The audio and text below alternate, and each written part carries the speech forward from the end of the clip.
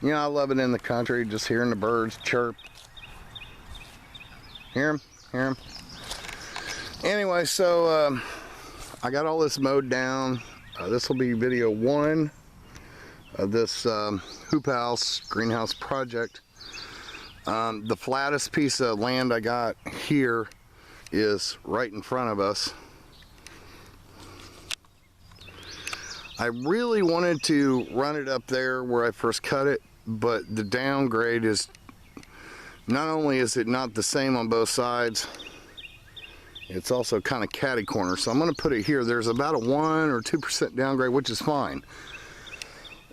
Because the 1 or 2% downgrade over will help water flow for gravity water feed.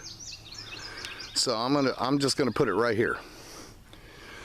So landscape fabric came in today. I was gonna do 80 by 16, but what I'm gonna do is I'm gonna do a 40 by 16, see how that goes, and then I'm gonna do another 40 by 16 right next to it. That's called a double hump. And but anyway, do another 40-16 if I'm getting enough business to make this work. You know, it's always interesting. You know, I got some people, you know, on the internet, you know, not my friends or anything, but you know, they just get weird and trolly and idiotic, as if, you know, I'm trying to do something evil by start a business and work for myself. And you know, I've always done that anyway. But what I'm trying to do now is do something less commercial and more real.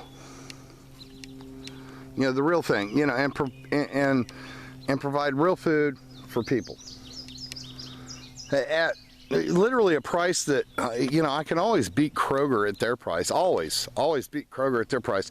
You know, I saw my neighbor the other day over at Kroger buying tomatoes. She's over poking around in the organic section buying $3.59 a pound tomatoes, when right across the freaking street I'm selling them for $2.50. So, you know, you just, not those neighbors, but, you know, someone that lives just literally a quarter mile down the road. Of course, they've never been over here either, the people across the street, but my farmhand's aunt. But anyway, you know, that's the first little greenhouse I built. It's literally falling apart. A lot of bad construction decisions. It's still useful. I got a asparagus bed going in there, and I still use it to sprout. You know, I'll cover it up with some plastic and use it to, you know, for seed starting and stuff. But I'm gonna end up tearing that down. The thing about killed me putting it up because I had to do it by myself.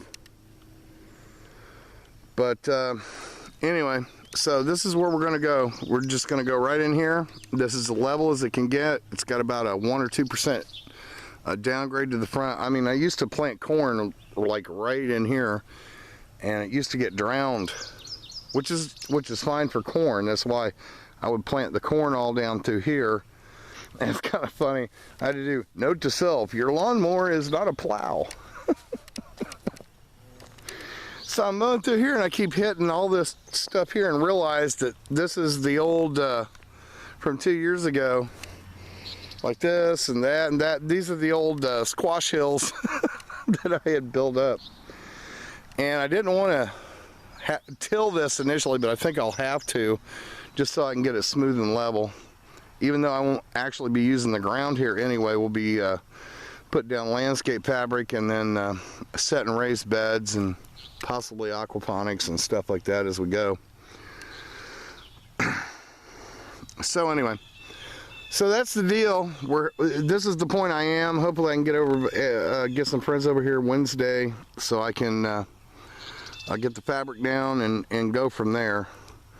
I'm going to lay down enough fabric for the first hoop house and enough fabric for the second hoop house when it's needed. That way the fabric will already be there. You know, I got that commercial stuff that's like indestructible stuff. Anyway, that's the deal. That's we're at step 1. Thanks a lot for listening. Good night.